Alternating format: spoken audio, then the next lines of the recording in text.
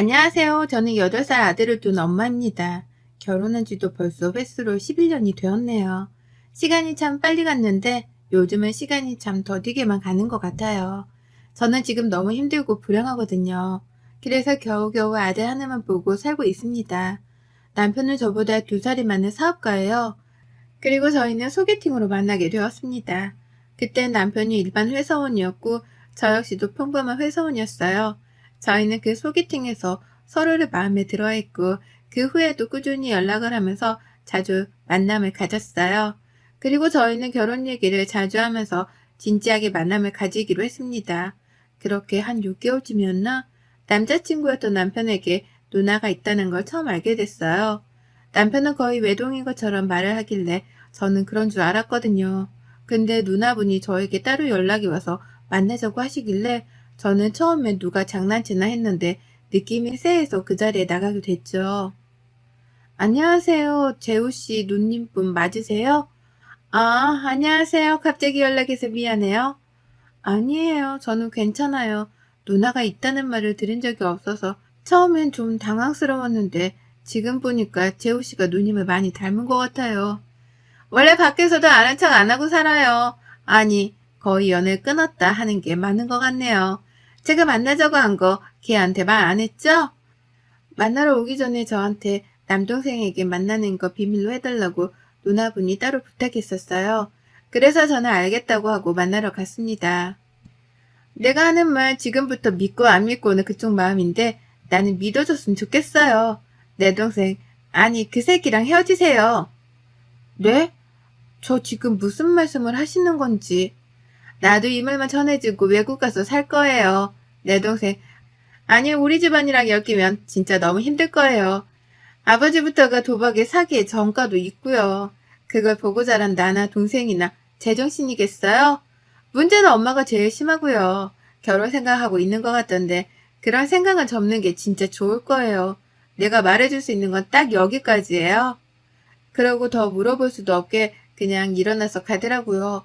진짜 너무 황당했어요. 내가 마음에 안 들어서 그러나 남자친구는 나한테 누나의 존재를 왜 미리 말을 안 해줬지? 나랑 헤어지고 싶은 걸 이런 식으로 표현하는 건가? 진짜 수많은 생각이 들더라고요. 어떻게 해야 하나 진짜 고민만 하고 있을 때 남자친구가 먼저 저한테 말을 꺼냈어요. 혹시 말이야, 우리 누나한테 연락 온 적 있었어? 오빠가 그걸 어떻게 알았어? 내가 이럴 줄 알았어. 우리 누나가 정신에 문제가 좀 있어. 그래서 내가 그동안 만났던 여자들한테 매번 찾아가서 그렇게 헛소리를 하더라고. 이번에도 역시나 그랬구나. 너무 신경 쓰지 마. 앞으로 또 연락이 와도 절대 받지 말고. 저는 남편의 말을 듣고 나니 안심이 됐어요. 그동안 누나를 소개하지 않은 건 혹시라도 이런 상황이 벌어질까봐 일부러 소개를 하지 않았다고 말을 해서 저는 그 일을 금방 잊어버렸어요. 그리고 실제로 어머님을 만나 뵙고 나니 너무 좋으신 분이라 남편의 말에 더 신뢰가 갔어요. 그 후 저희는 결혼 준비를 하게 됐는데 결혼 준비할 때도 상견례 때도 결혼 당일에도 누나의 모습은 전혀 보이지 않았습니다. 그때 저에게 했던 말처럼 누나는 연을 끊고 헤어려 간 것 같았어요. 그렇게 저한테 아예 누나라는 존재가 없는 사람처럼 되어버렸어요. 그리고 남편은 저와 결혼하고 얼마 되지 않아서 사업을 시작했고 처음 치고는 정말 괜찮은 결과물이 나왔어요. 계속 남편은 사업을 확장해 갔습니다. 그리고 저희는 결혼 2년 만에 임신이 됐어요. 임신 초반 사업도 잘 되고 아이도 생기니까 남편이 참 좋아하고 행복해 하더라고요. 근데 임신 5개월이 지난 무렵 남편의 사업이 휘청거리기 시작했어요. 사업 확장을 할 때 너무 욕심낸 나머지 무리가 많이 갔었나 봐요. 진짜 매일 밤마다 술이 없으면 잠을 못 잘 정도로 힘들어 하더라고요. 그리고 그 후부턴 집에 들어오는 횟수도 달라지기 시작했어요. 일주일에 2~3번이면 많이 들어오는 거라고 말할 수 있을 정도로 집에 들어오지 않았어요. 그렇게 저는 5개월 동안 거의 혼자 지냈어요. 그리고 출산 당일에도 남편은 얼굴만 비치고는 휙 가버렸죠. 그래도 다행인 건 사업이 다시 잘 되기 시작했다는 거예요. 남편은 동일한 패턴을 유지했지만 그래도 집이 망하지 않게 됐다는 것만으로도 저는 다행이라고 생각했어요. 그렇게 저는 아이 돌보느라 진짜 정신없이 시간이 흘렀고 정신 차려보니까 아이가 벌써 7살이 됐더라고요. 남편은 이제 좀 여유가 생겼는지 저에게 고생했다며 휴가를 주겠다고 했어요. 여보, 그동안 혼자 우리 아들 키우느라 고생했어. 이제 주말마다 내가 준영이 데리고 나갔다 올게. 당신도 당신 시간을 좀 즐겨봐. 셋이서 같이 가자. 에이, 당신도 당신 개발을 좀 해봐. 평일에도 준영이만 바라보는데 주말이라도 좀 쉬면서 자기가 그동안 못 해봤던 걸 좀 해봐. 친구들이랑 놀러도 좀 다니고. 남편은 저에게 진짜 미안했는지 그렇게 말을 하길래 저는 알겠다고 하고 제 주말을 즐기기 시작했습니다. 그게 작년 초였어요. 저는 주말마다 그동안 배워보고 싶었지만 못 배웠던 바리스타 교육을 받기 시작했어요. 진짜 너무 행복하더라고요. 그렇게 3달이 지났는데 동네 친하게 지내던 이웃에게 저는 청천벽력 같은 이야기를 듣게 됐어요. 준영 엄마, 내가 이런 말을 해도 될까? 진짜 많이 고민해봤는데 그래도 해야 할 것 같아서 이거 좀 봐봐. 그분이 저에게 보여주신 건 동영상이었어요. 그 동영상에는 남편과 어떤 한 여자가 뽀뽀하고 껴안고 있는 모습들이 담겨져 있었습니다. 1달 전부터 주말만 되면 자기 집 베란다 쪽에 있는 주차장에서 이런 모습이 자주 보이기 시작해서 안 되겠다 싶어 하루는 나를 잡고 기다렸다가 저에게 보여주기 위해서 영상을 찍었던 거였대요. 근데 더 충격적인 건 남편은 매주 주말마다 그 여자와 제 아들을 만나게 했고 같이 시간을 보냈던 거였어요. 진짜 배신감에 손이 부들부들 거리더라고요. 남편은 저에게 휴가를 준다는 거짓말로 저를 내보내고 제 아이와 함께 그 여자를 만나러 다닌 거였어요. 저는 어떻게든 이 상황을 더 알아내겠다는 생각을 했습니다. 그리고 주말을 기다렸어요. 항상 제가 먼저 나가고 나면 남편이 나갈 준비를 했어요. 그래서 그날도 평소처럼 제가 먼저 나갔고 저는 저에게 영상을 보여줬던 그분의 집에서 대기를 하고 있었어요. 1시간도 채 안 돼서 먼저 여자의 차가 들어왔고 그 후 남편이 내려와 아들을 차에 먼저 태웠어요. 그리고 차 뒤편으로 가서 담배를 피우며 그 여자랑 안고 뽀뽀하고 아주 난리부르스를 떨더라고요. 그리고 여자는 차에 타서 제 아들과 대화를 나눴고 담배를 다 피운 남편은 차에 타 어디론가 가버렸습니다. 저는 다급히 지인의 차를 빌려 남편의 뒤를 밟았습니다. 남편과 그 여자는 좋아 보이는 한 식당에서 밥을 먹고 나왔고 곧이어 키즈카페 같은 곳에 가서 아이랑 놀아주는 것 같더니 15분 뒤에 바로 나오더라고요. 그것도 아이를 두고 둘만요.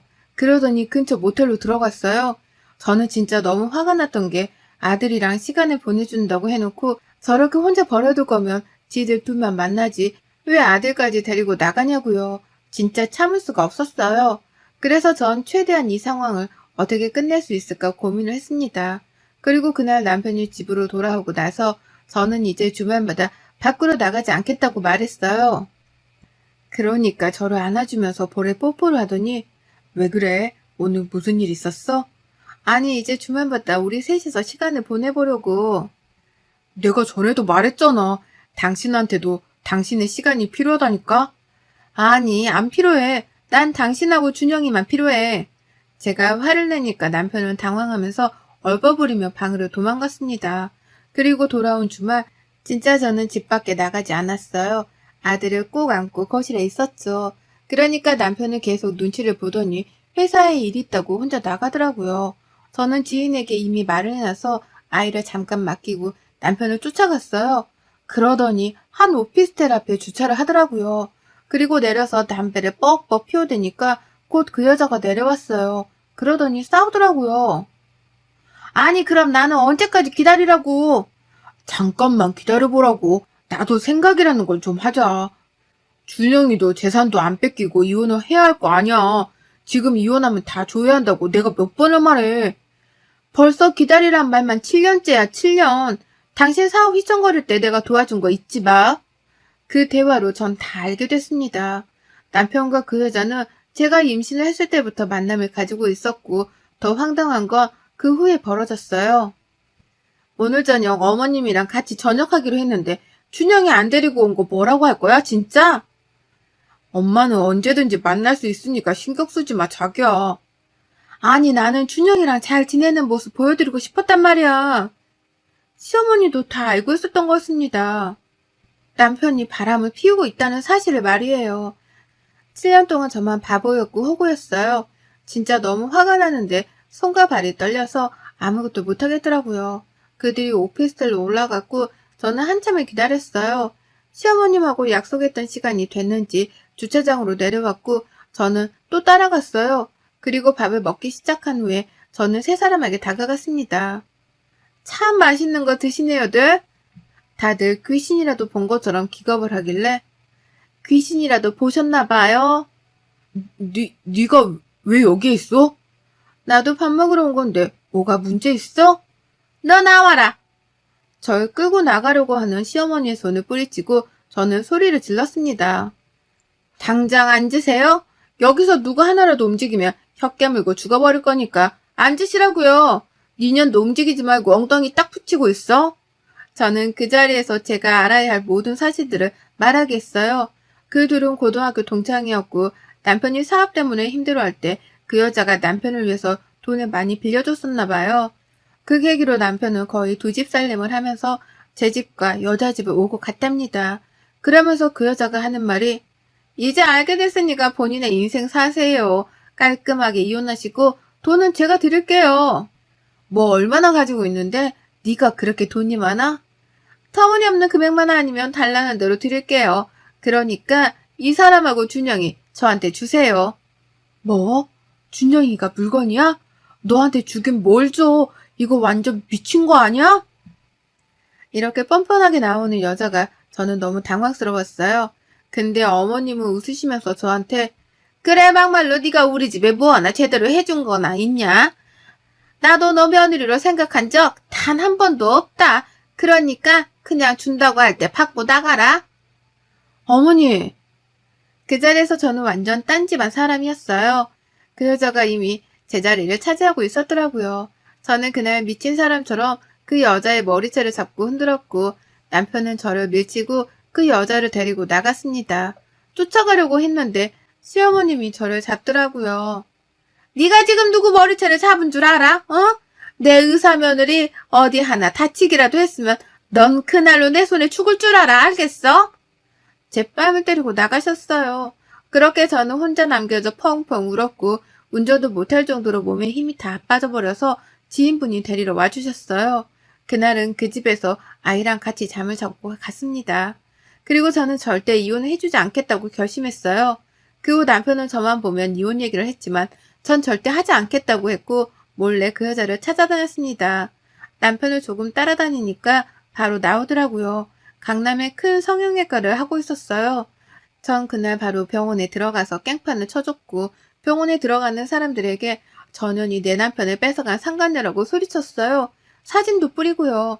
며칠을 그렇게 찾아가서 계속 깽판을 치니까 며칠 병원 문을 닫더라고요. 그리고 홍보하고 있는 SNS 댓글에도 계속 집요하게 댓글을 달았습니다. 금방 소문은 물타기가 되어버렸고 그 성형외과는 잠시 문을 닫았더라고요. 그리고 그 여자가 저를 찾아왔어요. 도대체 당신이 이렇게 해서 얻는 게 뭐야? 얻는 거? 없는데 얻으려고 하는 게 아니라 네가 가진 걸 다 잃으라고 하는 거야. 그리고 난 미친년처럼 계속 네가 하는 모든 걸 망칠 거야. 그래? 어디 다 해봐. 다 하는데 대신 네 남편 네 아들만 나한테 줘. 다 줄 테니까. 진짜 어이가 없었습니다. 끝까지 이 여자는 정신을 못 차리더라고요. 저는 카페 입구에 있던 쓰레기통을 그 여자에게 붓고 쓰레기통이 여기 있었네. 분리수거도 안 되는 쓰레기. 한 번만 더 내 아들 탐내기만 해봐. 죽여버릴 테니까. 저는 소송을 진행하면서 알게 됐어요. 그 여자가 제 아들한테 집착한 이유요. 그 여자는 사고로 불임이 되었고 아예 아이를 못 가진다고 하니까 제 아이에게 병적으로 집착을 한 거였더라고요. 그래서 남편도 저에게 함부로 이혼소송을 못했던 거였어요. 이혼소송을 하게 되면 분명 아이는 제 쪽으로 오게 될 거고 또 재산도 위자료도 줘야 했을 테니까요. 저는 그래서 그때 남편에게 이혼소송을 걸었습니다.